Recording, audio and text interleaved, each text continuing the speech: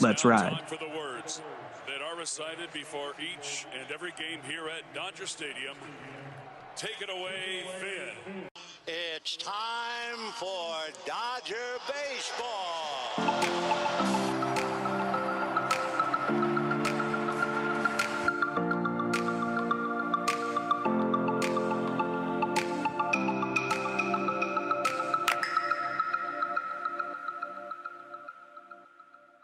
Let's take a quick pause right here to talk about TickPick, the best ticketing website out there in the business right now, where you can get tickets at the best price with no service fees at checkout. I'm able to get some of the best deals over at the TickPick app for my Dodgers. I've been able to get tickets to score many concerts. I just saw Paramore. Holy crap, they were awesome. I've got other concerts lined up like Jimmy Eat World. But the point is, TickPick's got you covered wherever you live, whatever team you support. You just need to download the app today. You can even click on the link in bio. They have opportunities to save some money. And remember, no service fees at checkout. Check out the TickPick app today. What's going on, Dodger fans? Thank you for listening to episode 200 of the Incline Dodgers podcast. We are presented by FanSided and TickPick. Kevin Klein speaking. Your Los Angeles Dodgers are 55-40, 2 games ahead of the Arizona Diamondbacks and San Francisco Giants for first place in the NL West. We're recording Thursday afternoon on the Dodgers off day. We've got some recaps of the Dodgers' most recent games against the Orioles and Mets. We're going to talk some pitchers, some hitters, some trade deadline rumors, and that Texas Rangers series that's upcoming next on the schedule. David Rosenthal is back after sleeping under a rock for a month. He has returned to the Incline Dodgers podcast. The fans are happy. David, what's going on? What are your thoughts on Julio Urías and the Dodgers in general? Well, it's good to be back. That's for sure. I'm in a new place now. I'm no longer in Northern California. I am back home to my roots in the Valley now. So come say hi, unless you're weird. Julio Urías looks pretty bad. I mean, you saw the one start after the break, which was very encouraging. But besides that, I mean, he just doesn't look good out there. And it's the same thing we've seen from him basically his whole career, where he just can't get a clean first inning. He just can't do it. Aside from that one start against the Mets, I believe it was, he hasn't allowed less than 2 earned runs since March 2nd. It's not good. And this is not what you want to see if you're Scott Boras either. Don't forget he's in a contract year. The qualifying offer is looking more and more like a possibility, whereas before the season, you would have laughed in anyone's face if they said he was going to even consider that. So I'm honestly not too worried about him because at the end of the day, he still is Julio Urías, and it seems like he's able to kind of turn it on at points. So I'm being very optimistic with this situation. But with all the injuries to this starting rotation and lack of performances from guys that they were counting on, they need him. If they're going to make a run in the playoffs, they need him to be the ace with Kershaw. So he's not the ace anymore. He's got time, but it's like I said, I'm not too worried, but he's got to tighten it up pretty soon here. Urías isn't the ace anymore. If I'm the Dodgers starting into the postseason, I wouldn't be comfortable with rolling Urías any earlier than a game 3. There is a bit of bad luck. He has an expected ERA of 3.97, which kind of shows you that he has been pitching into some bad luck despite being 7-6 with a 5.02 ERA. But that performance against the Orioles was flat out unacceptable. A career high 8 innings after David just mentioned he had his best start of the season against the Mets, throwing 6 innings of shutout, 1-run, 1-hit ball, and then telling Dave Roberts the vacation's over. But I don't know what's gotten into Urías this season. He doesn't look as motivated for a guy being in his contract year. He doesn't seem to have the same tenacity out there either. He looks very frustrated at times. And we know that he took 6 weeks off with that hamstring injury, hence his vacation. But for a guy pitching in his contract year, giving up 8 runs to the Orioles, getting beaten to death with home runs. I think he's given up 15 home runs on the season. He got annihilated on the road against a bad Royals team. He got obliterated by a bad Cardinals team. So it's not even like he's getting decimated by good teams. Let's get Jake Reiner in on these thoughts. But right now, I don't know what's off with Urías, but he's been really bad on the road, solid at home. And I'll leave it at that.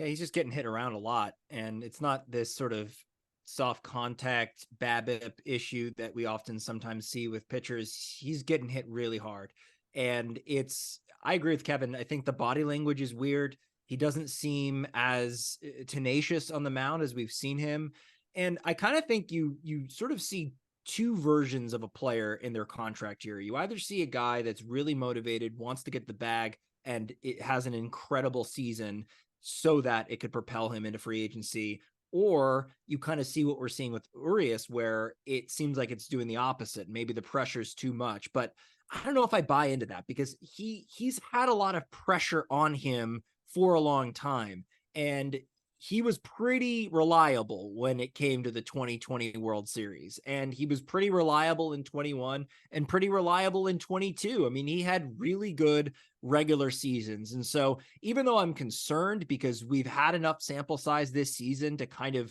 get an idea of what we've got with him this year, and it's not been good, I still want to err on the side of wanting to give him the benefit of the doubt because of the work and the track record that he's had and how dominant he has been. So it seems to me it not so much an injury, but more of a mental thing with him. But again, it's hard to speculate. He doesn't really let you in. When he gives press conferences, you don't really know kind of where he's at mentally, so you can't really judge on that. But just based on the body language I'm seeing, it does not look good out there.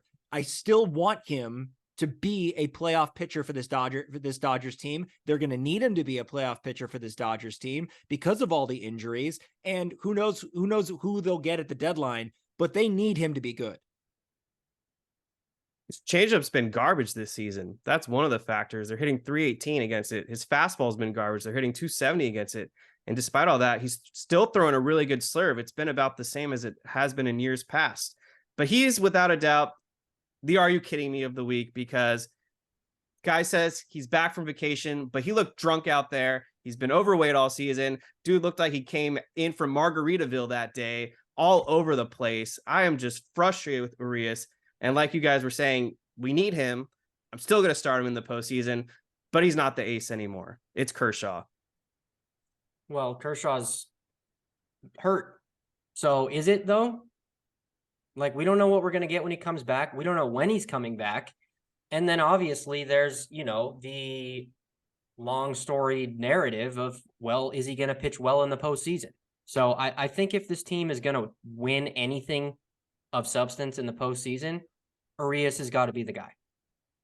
And also, you can't really rely on a Bobby Miller and Emmett Sheehan at this point. I think they've been too inconsistent. I was hoping at least one of them would kind of turn it on and kind of dominate for a stretch. They both burst onto the scene and were great, but have really kind of been very similar in their outings since then. We saw a good outing from Michael Grove for once. That was kind of nice, but you can't rely on him. And I don't know if it's time to talk about this at this point, but we've talked about it a lot on our group chat, which is what's going on with these injuries. They're every single season we have catastrophic injuries. And I don't know if it's the training staff. I don't know what's going on. That frustrates me. But also what frustrates me more is I don't know if Dave Roberts is getting bad information or he's bullshitting us. Either way, it's not good, because every time he talks about an injured player, it's always 1,000 times worse, and they end up being out so much longer than he initially says. So things need to be cleaned up in-house as well, I think. Seems like they're more optimistic on the Kershaw news. It changes every week. He just had a very successful bullpen session where he ramped up throwing in the high 30s pitches. I think they're just airing extra caution with Kershaw because of all the other pitching woes, and the Dodgers kind of have the luxury of the depth to start guys like Grove, Sheehan, and Miller to at least get them 5 productive innings, so they don't need to rush Kershaw back right now. But I do agree this medical staff has been a mess, and guys like Jake Marisnick, who was literally a Dodger for a week, is probably out for the season now.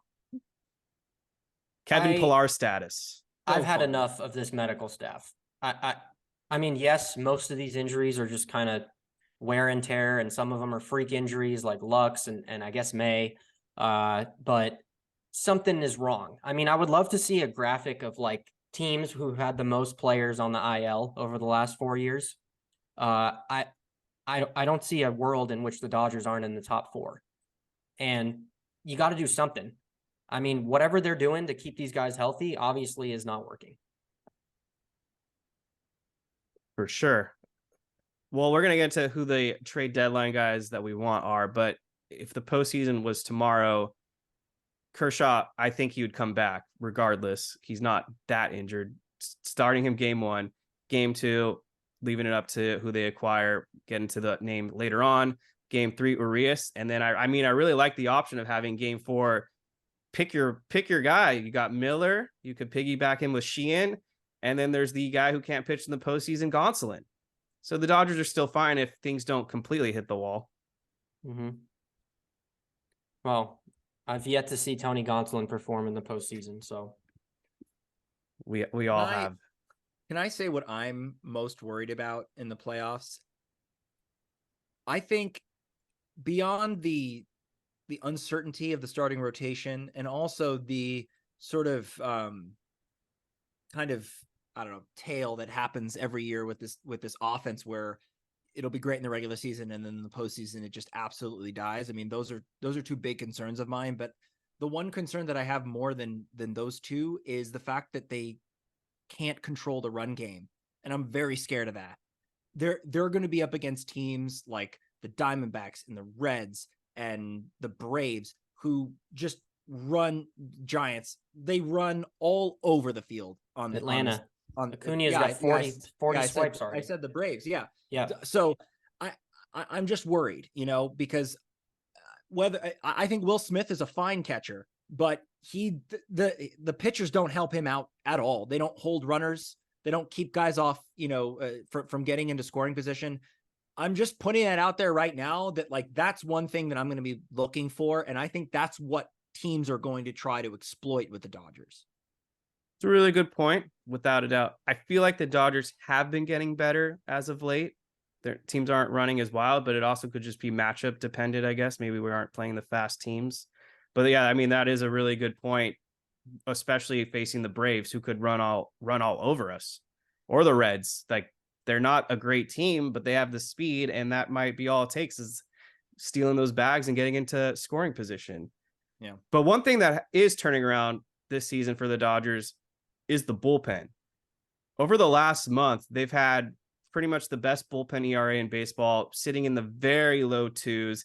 Guys like Alex Vesia and Yency Almonte are reverting back to the great 2022 form. I mean, Vesia's got 7 scoreless outings in a row with just 1 hit total surrendered. Almonte has a 1.23 ERA over his last 15 innings pitched. The fact that they're back with their form gives Dave Roberts obviously a lot more flexibility, not having to lean as heavily on Caleb Ferguson and Evan Phillips every single night. Yeah, it's great to see Vesia and Almonte back specifically. It's nice you get a lefty and a righty who you've counted on in the past and looked awful to start the season. Vesia went back down to Oklahoma City for a bit, came back. Same thing he did the last time he did this. When they first got him, he was the worst pitcher you've ever seen, couldn't throw a strike, comes back, and he's Billy Wagner. So we've seen this before with him. I said this on Twitter, but he's at his best when he's out there walking around like a psychopath. And you're getting that attitude from him this second time around with the big league club this year. So huge additions, but I'm still not sold. We'll get into deadline talk in a little bit, but I think they need at least one reliever. I agree. This is the bullpen I expected at the beginning of the season. We brought back so many of the guys that we had last year that were awesome. Granted, we let a lot of guys go, Canely and Chris Martin and all those guys. But I felt like, Phillips, Almonte, Ferguson, Vesia, those guys were amazing last season. This season, it's been a kind of a roller coaster with them, but they've had stretches where we've seen kind of dominance and they figured it out. The problem has been whether it's the bullpen blowing leads or the starting rotation not giving the offense a chance, the pitching has lost games for the Dodgers at a clip I haven't seen in a long time. And that's concerning to me because this offense, while it's kind of overperforming in a lot of ways, more than I expected it to, they are bailing this pitching staff out a lot. But what happens is that if you put the Dodgers in such a hole where they've had opportunities to sweep teams. I remember the National Series a few months back, this Orioles series they could have swept, but you've got Urias giving up 8 runs. The Dodgers scored 5 in that game. And so there's a lot of those games, like the one in Tampa Bay where they scored 11 runs and lost, Oh my God. So there's a lot of those games that happen with this team where you're like, Jesus Christ, what's going on? So I'm really encouraged though by how, kind of nails this bullpen has been lately. It's what I was expecting this whole time. On top of that, Ryan Brazier's been putting up Chris Martin like Dodgers. Unreal. 146 ERA, earned a save not that long ago. So what a find. I don't trust him yet. To me, he parallels a lot to Dylan Floro, where he's not the highest of leverage guys, but I could see him getting some really huge outs in the postseason. Ryan Madsen vibes from him. Well, Ryan Madsen, other than the World Series, was pretty good with the Dodgers. Exactly. Literally exactly. He's following that trajectory. That could happen with anybody. I don't buy it. Ryan Madsen was like 40. I'm on record right now. Well, that's not good karma. I don't believe in that shit. Tommy Kahnle was Ryan Madsen, I guess. Then he ballooned in the NLDS. He never really played for us anyway. Well, to David's point, we need more. Yes. Hitters. I have some hitters I want to talk about, but let me start with a hitter you guys want to talk about. On the current roster or deadline wise? Still talking current Dodgers. Okay. Go ahead, Jake. I mean, what more can you say about Will Smith? I mean, he's just been unbelievable this year. Finally an all-star. It's kind of crazy that he just became an all-star this year. I mean, it feels like he's put together a bunch of really good seasons. Yeah, where's Omar Narvaez? Where is that guy? He was an all-star last year over Will Smith. No, I don't think he's on the Mets. The Mets backup. Are you Narvaez? sure? Go ahead. Alvarez plays like every night. That's why you don't see him. Anyway, Will Smith is crushing the ball right now. I'm liking what I'm seeing though from James Outman again. He's starting to square up the ball again, and he's playing a really good center field. And I'm just really encouraged because he went through an absolute just rut of a slump. I mean, just so bad. Couldn't make contact, was missing balls right down the middle. That was really concerning, but he's turned it around. I don't know what changed for him, but he's been great. And I love having him up in the bottom part of that order. But contrastly, Max Muncy has been an absolute disaster lately. We'll come back to him. Let's see if anyone else had any points on Smith. We'll go to Muncy in a second. Yeah, I mean, Smith has been just a superstar this season. A 401 on base percentage. He went 8 for 12 in Baltimore. He's one of their hottest hitters right now. And then, yeah, I'm glad you mentioned James Outman because he's 7 for his last 21 and apparently is the first ever left-handed batter to hit an opposite field home run. In the new Camden Yards field. Yes, yeah. In the new Camden Yards. Those new dimensions are insane. That was stupid. Insane. Stupid. Talk about overcompensating, dude. You know what they did? They just bought like a huge lifted truck in left field. The equivalent of just some guy, who's not happy with himself buying a giant lifted truck to make himself feel. But that's what Baltimore just did in left field. All right, now you can bring up Muncy. Muncy's been it's been bad with him. And the problem is that Dave Roberts continues to slot him right in the middle of that order. And it's a tough watch right now. I mean, I think at the very least, you got to move him down. I mean, he's striking out at an insane clip. And he's also not getting on base, which is kind of his thing. I don't know what's going on with him, but all I know is that when he goes through, he's kind of a peaks and valleys type of player, and he's going to have another peak. He's going to have another hot stretch in him, I think, because he's become too much of a 3 outcome player. It's either strikeout, walk, or home run. Yeah. He has like Right. 5 or 6 doubles total this season. He's Yeah. become like a hybrid mix of Joey Gallo meets fatter Jock Peterson. right.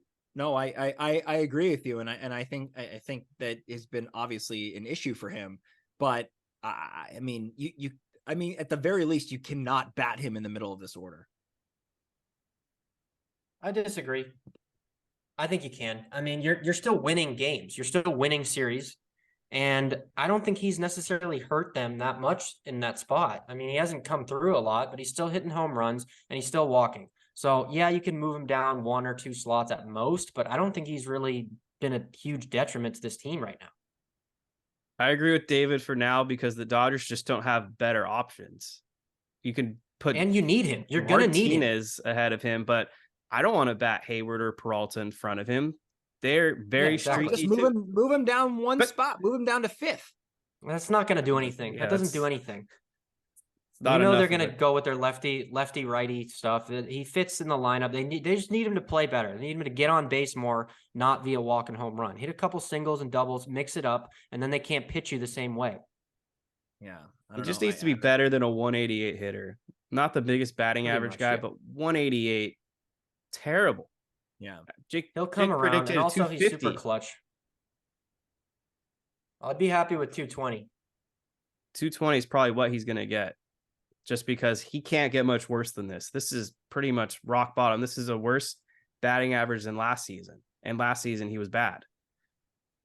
you just know he has the ability to get hot at any given time, and so that's why he's going to be hanging around. But I don't think you can bat him in the middle of this order.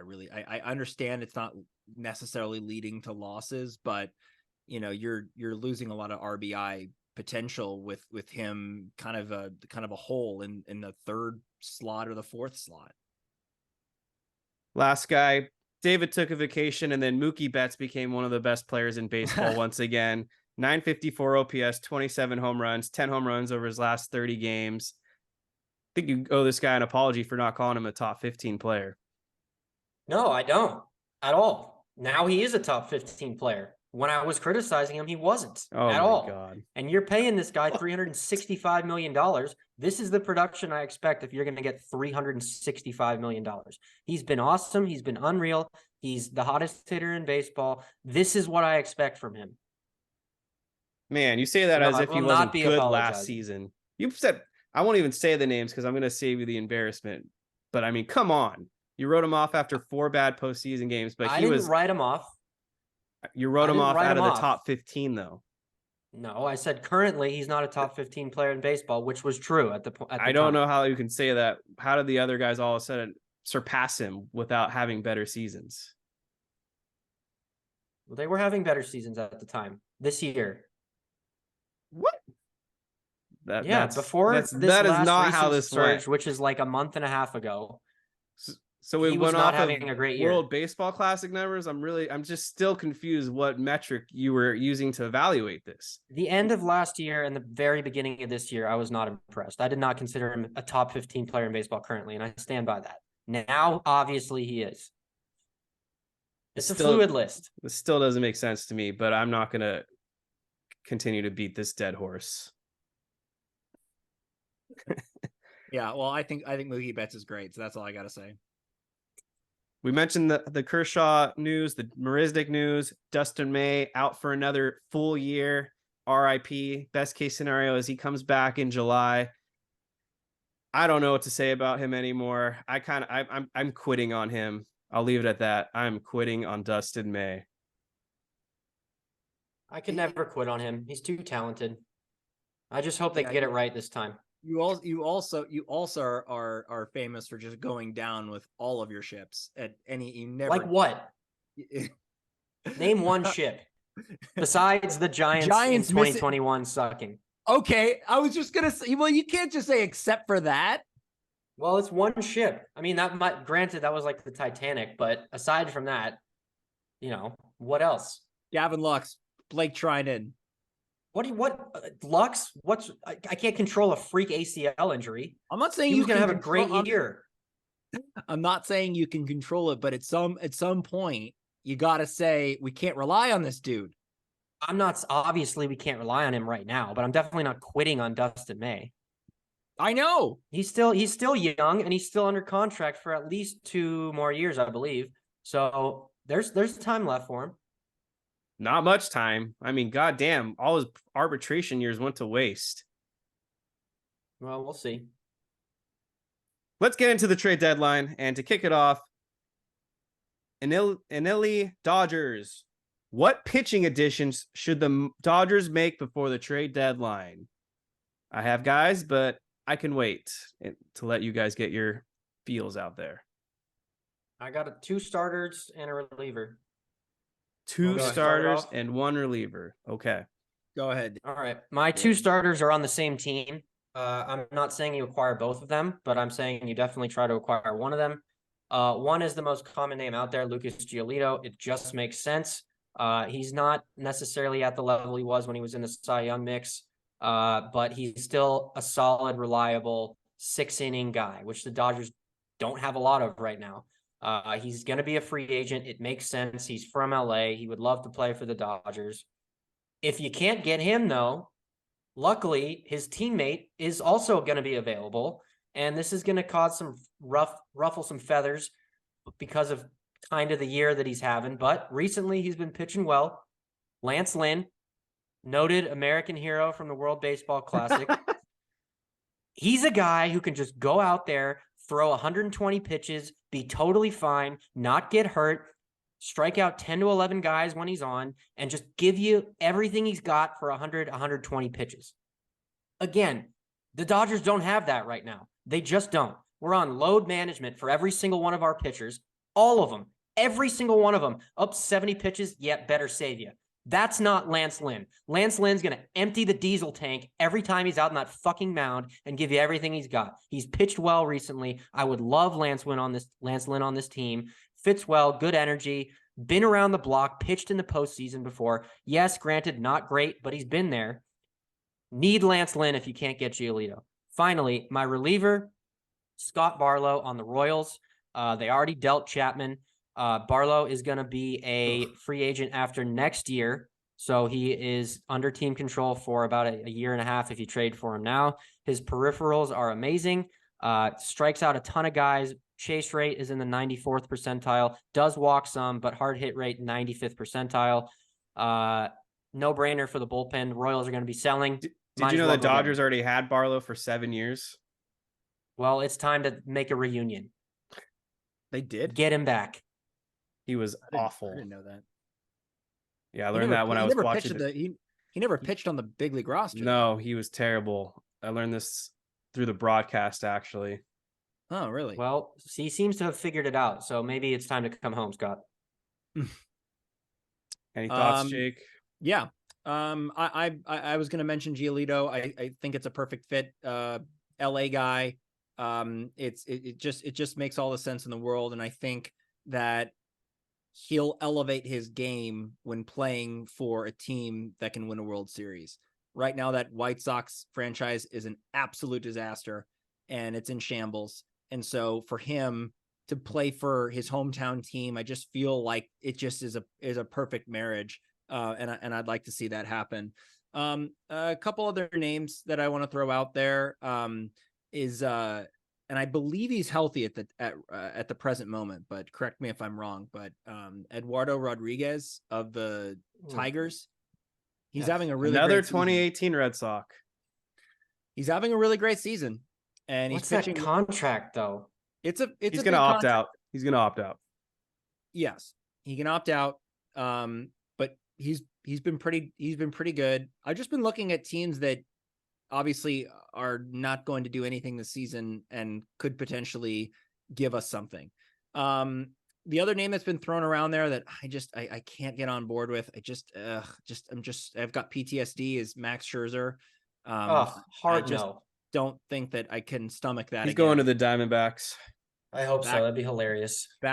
He's pitched for them before, right? He's washed up. That's his hometown organization. Yeah, that's where he came up as. Yeah, immaculate grid candidate. So the other name that I don't completely trust but could be interesting is Michael Lorenzen, who's had a pretty decent season for the Tigers. All-star. Yeah, all-star. And I really like what he's done so far. So those are the pitchers that I've been. No reliever? I didn't have a reliever off the top of my head. But you still want one. You just don't have one. Yeah. Of course. Yeah. Okay. Yeah.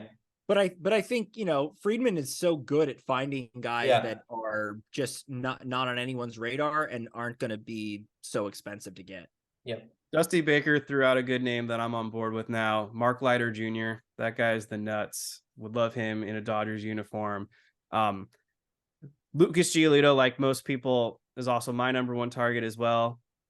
Dodge 16_12 actually asked, how about Lucas Giolito and Kendall Graveman for Michael Busch, the big bust Cody Hosey, and a prospect? I inserted the big bust part because that's what he is.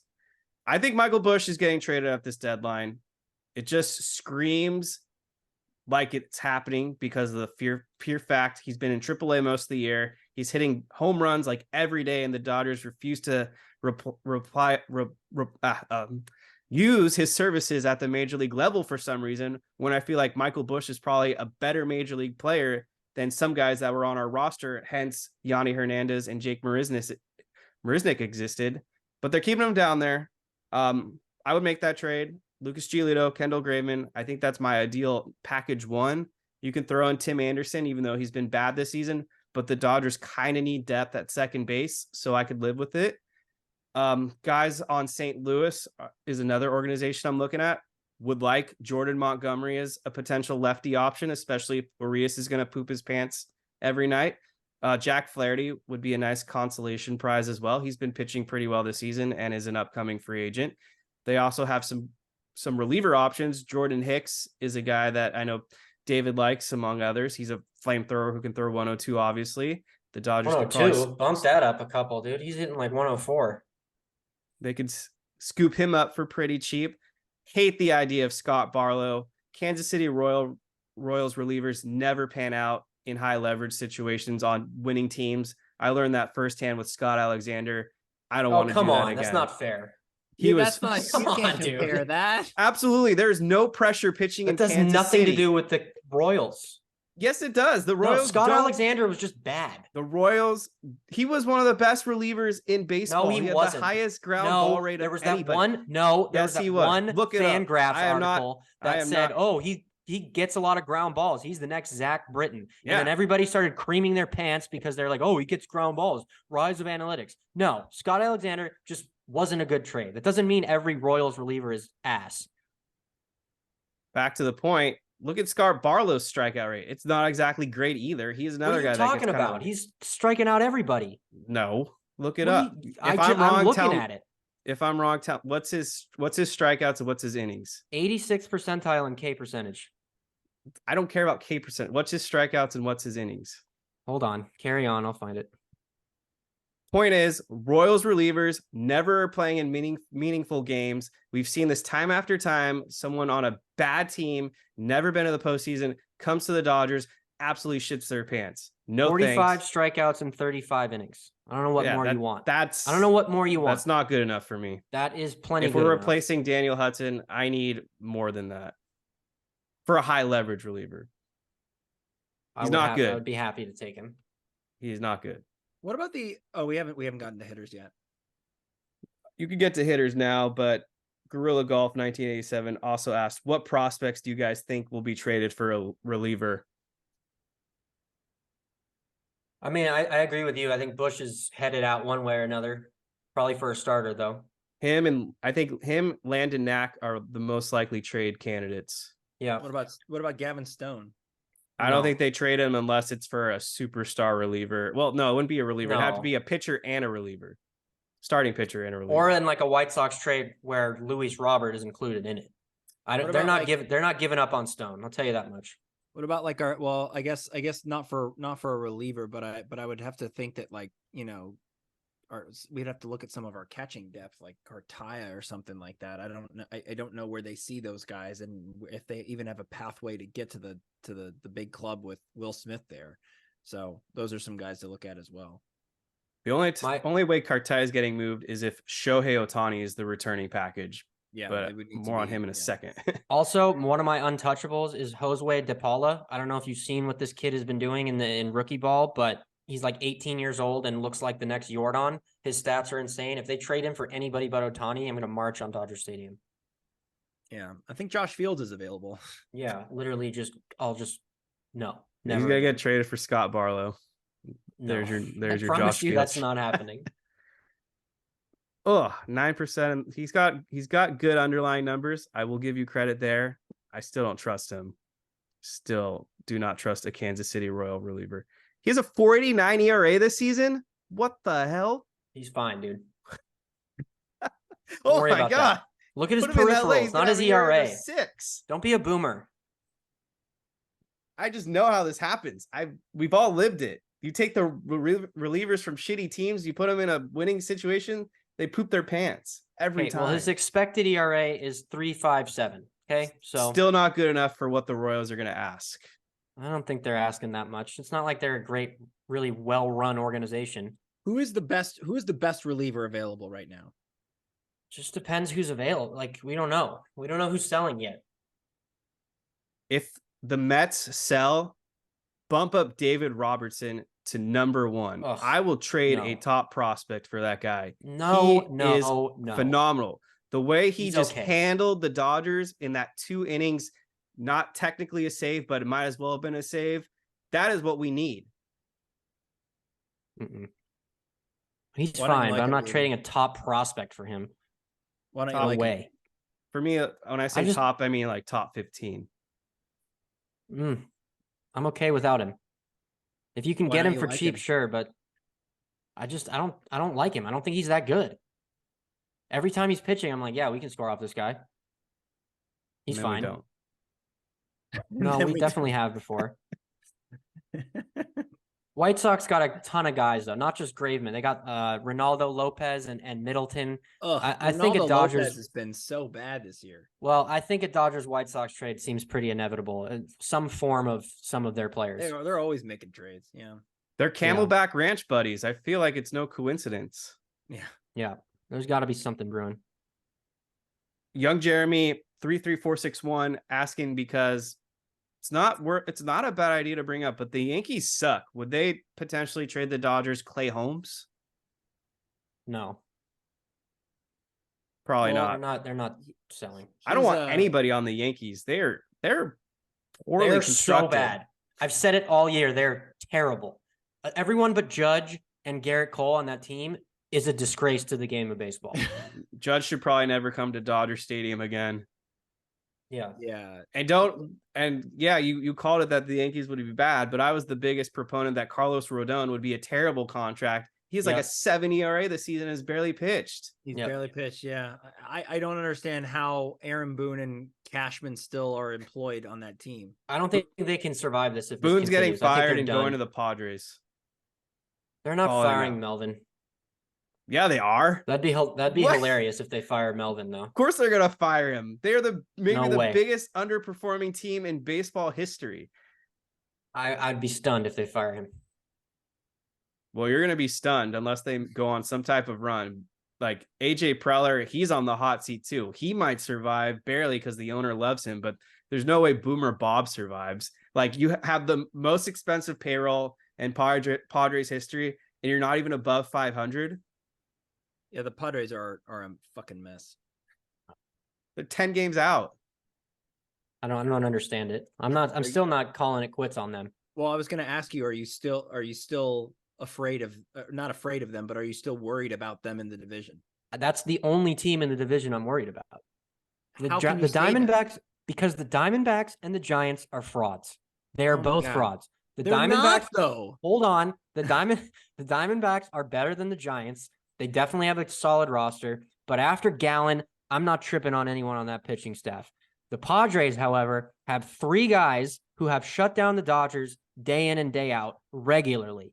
Not only that, their offense, while obviously they're losing games, they're 6 games under 500, 10 games back, they have a phenomenal roster. So all it takes is these guys just actually playing better, and they're without a doubt the only threat in this division. The Giants, biggest frauds you'll see. They're going to die, and if they don't die, they'll lose in the playoffs. They suck. Diamondbacks playing well this year. Not worried about them in the playoffs. Not even really worried about winning the division Eric either. Karros is right, and the Giants trade for Shohei Ohtani? I've said I think that is the team most likely to trade for him because they were super desperate to get Judge in the offseason. They want someone to bring fans to that stadium. I lived there for 6 years. Only times fans go to that stadium is if they're winning and they're good. Big Asian population in the Bay Area. It makes a ton of sense. I still don't think the Angels trade him, but that is 100% the team to watch for if for an Ohtani trade. Oh, that would be so annoying. I thought the Angels were for sure going to trade Ohtani, guaranteed, but now they're winning games. Moreno is too big of an ego. And the fact that Ohtani could break the American League home run record this season, he's not going to trade him because having that chase draws in a lot of fans, money, attention, and he can at least say, we had Ohtani do it in an Angels uniform. Yeah, so and then try to woo him back next year. Yeah, exactly. His ego won't let they said they're going to evaluate in about 2 or 3 days, I think, and then make up a decision. But it's looking more and more likely with the Angels' resurgence that they're going to keep him. That is, by the way, the best case scenario for the Dodgers.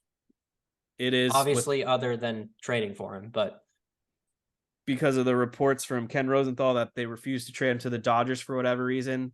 Artie Moreno, just a flat out moron. Dodgers would easily hand them the best package, but he'd rather stroke his ego and not help the Dodgers in favor of helping himself in the long run. Whatever, asshole. Dodgers' best chance to sign that guy is if he just stays on the Angels and is a free agent at the end of the year. You don't want another team to have a leg up on him. It's just crazy how bad the Angels have fumbled this Ohtani thing. I mean, it's just insane how they've not been able to put a good fucking team on the field. Pathetic. It's a disgrace. Any other trade deadline guys, bats? I know we didn't I got one bat real quick. This guy hasn't played a lot, but if you're looking for an outfielder who can hit the shit out of the ball, look no further than the St. Louis Cardinals. Tyler O'Neill is an interesting candidate to me. He had a really good couple years, I think 2020 and 2021. Kind of tailed off last year and hasn't really played this year much. But he is apparently about to return or has returned. I'm not sure which one. But right-handed hitter, kills fastballs, is under contract for 1 more year, which works out because Peralta, Hayward, are all free agents. I think you have the right team, but the wrong player. I think Dylan Carlson, they would end up trading. No. He got moved to the bench in favor of O'Neill. Yeah, for a reason.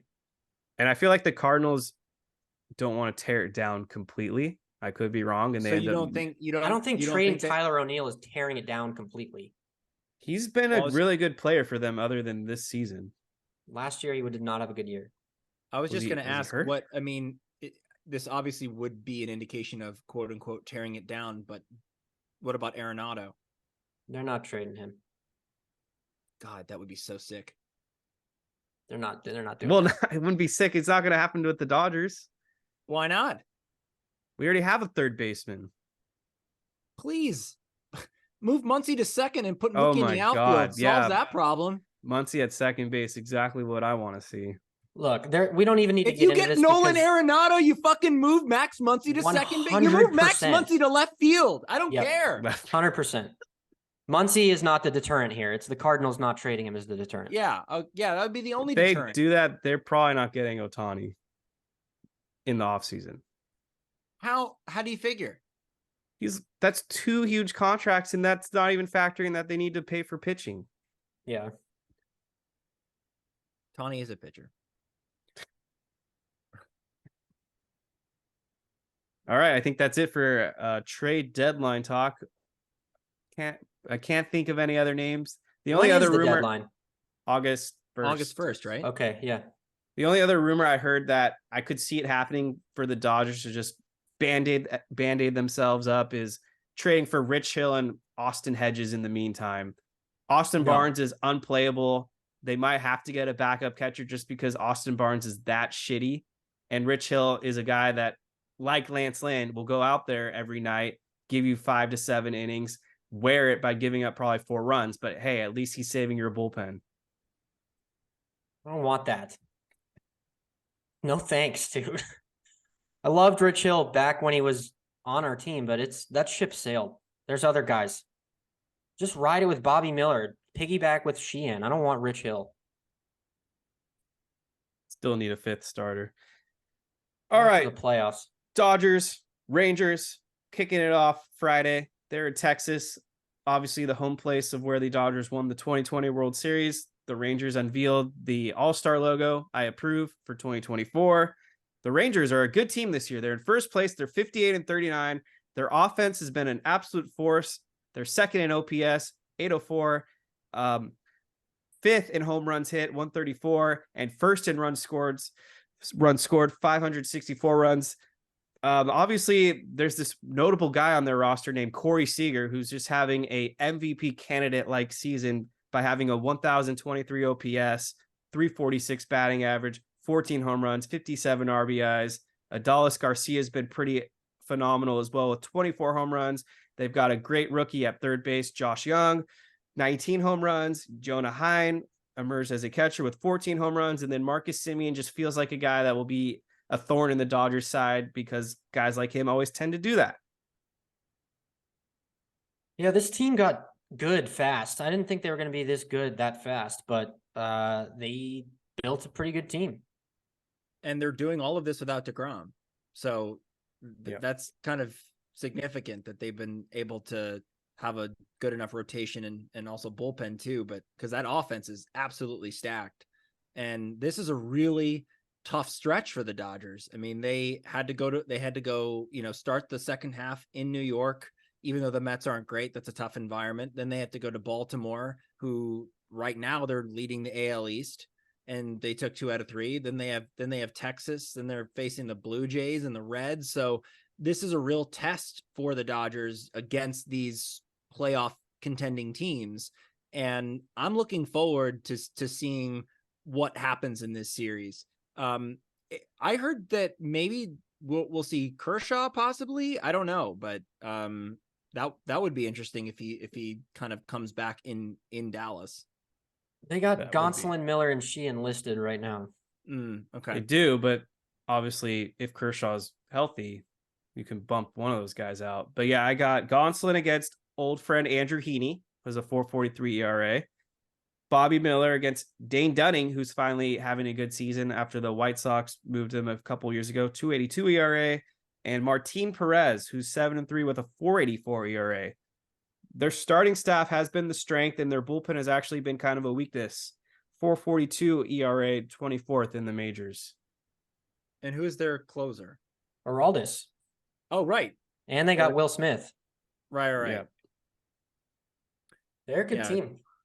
They are a really good team. I'm excited for this series. Let's see what Corey Seager scares me. I mean, does he go yard in the series? Yeah, he does. He definitely does. I mean, come on. Quietly. Yeah, off Gonsolin. Is Corey Seager Hall of Fame worthy if he continues his track?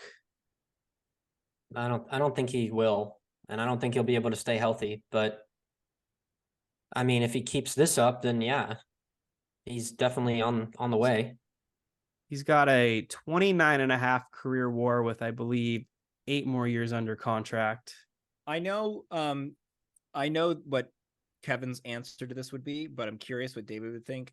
Knowing what we know now, knowing literally everything up until this point right now in this moment, would you have rather kept Corey Seager? No. I mean, right now, obviously, it would be great to have.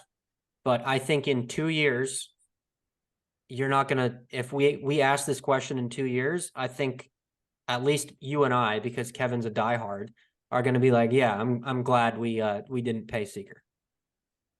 Yeah. I mean, I don't know whether to believe him being somewhat, I mean, he did have an IL trip this year, so there is that, but him being somewhat healthy over the past 2 seasons, is that sort of a fluke, or, is that kind of I think he's in his prime right now, but I don't think his prime is going to last more than another year or 2.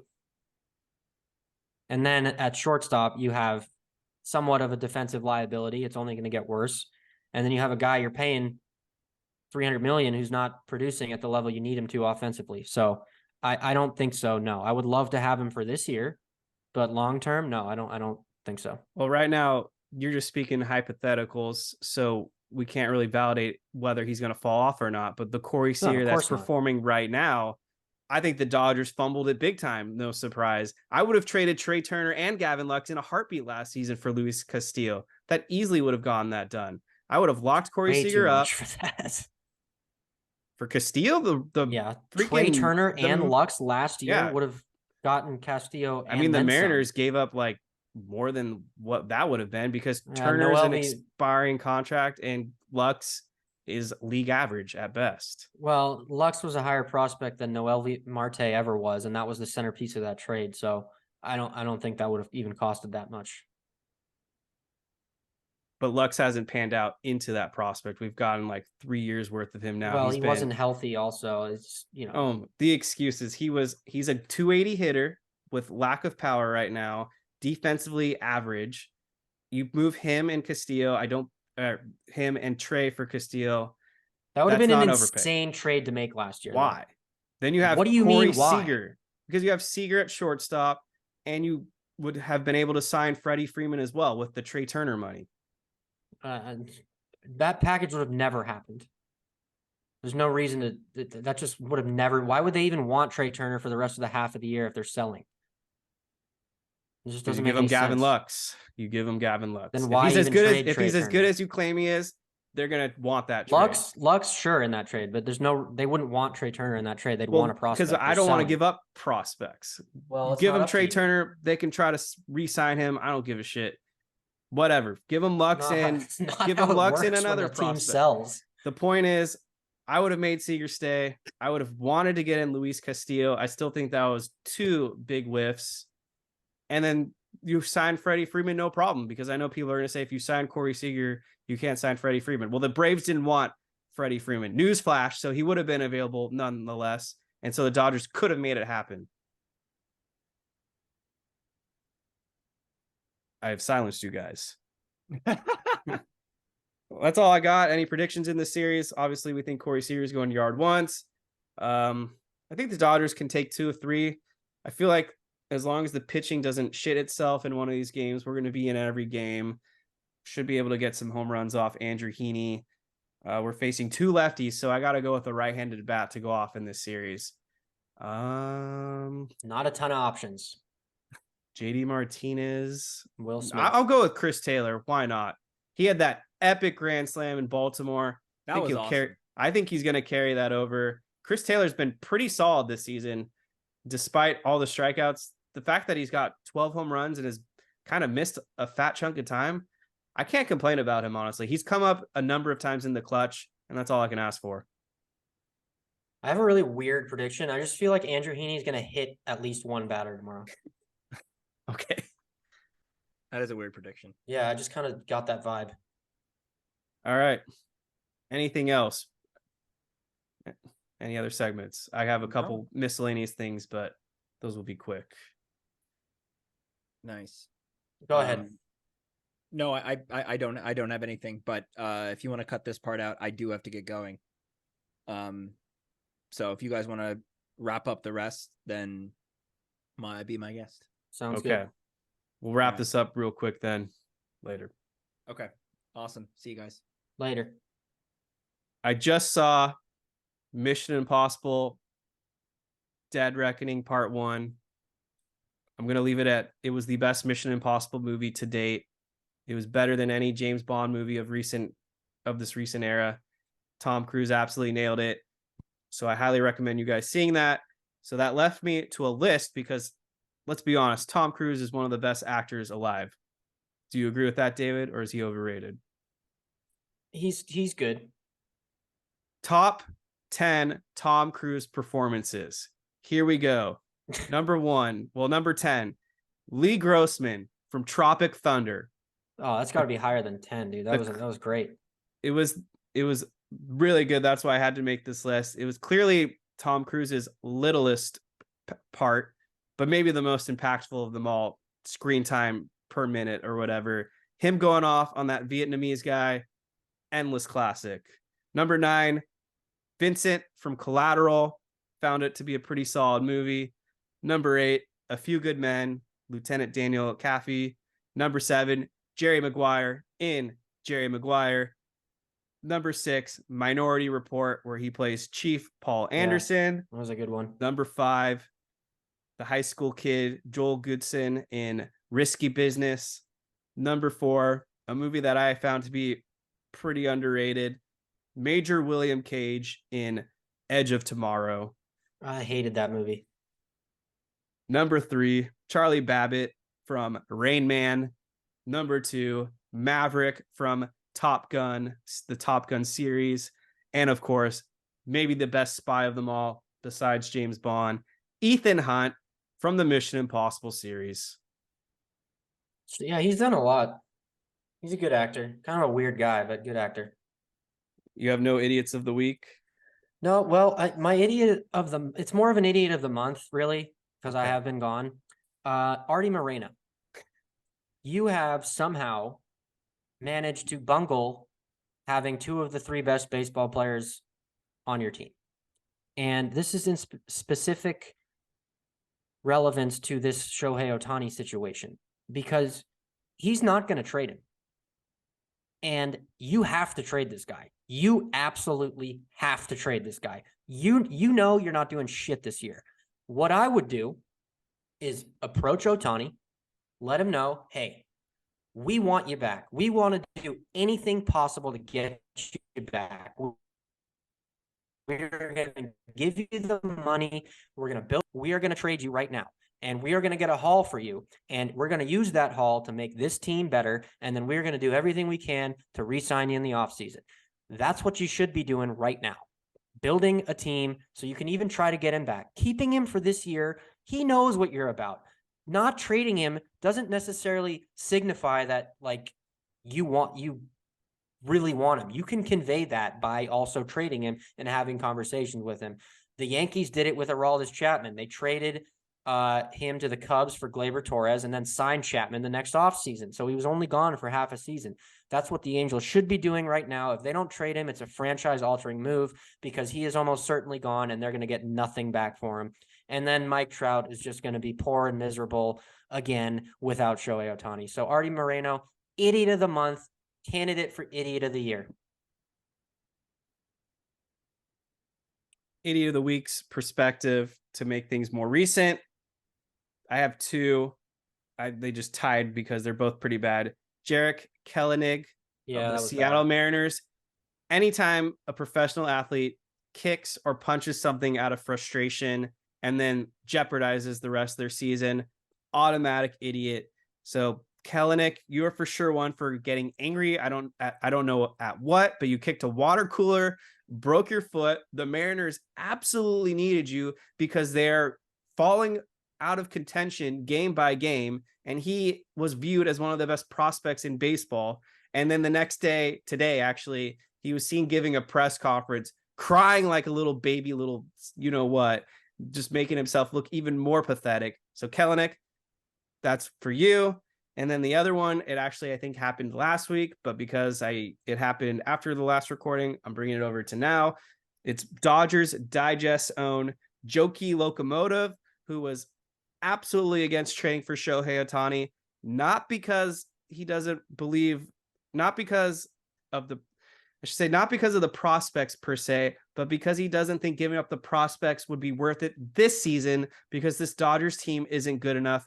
And I quote, I can't wait to see Ohtani hit a dinger and then see the bullpen blow it for him too. What the hell are you talking about? Where have you been the last month? This Dodgers bullpen is turning it around.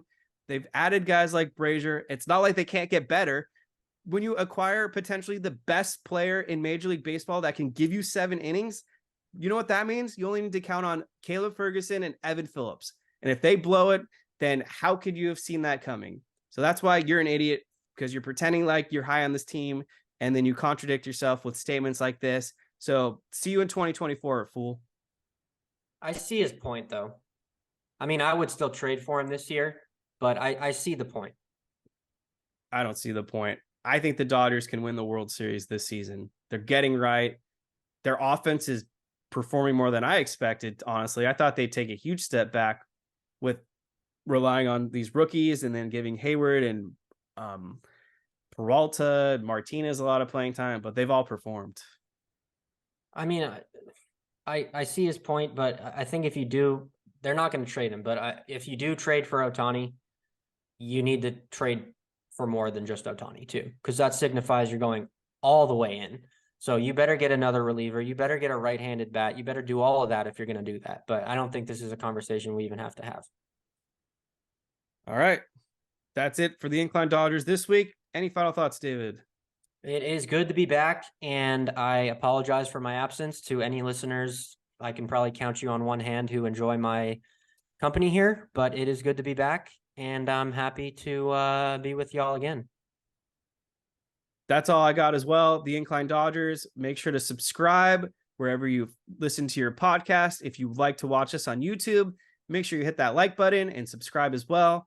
And you can find us all over social media, which is in the description below. Give us some 5-star ratings, though, because there's some other podcasts out there that don't deserve the same credibility that I think we're giving you guys.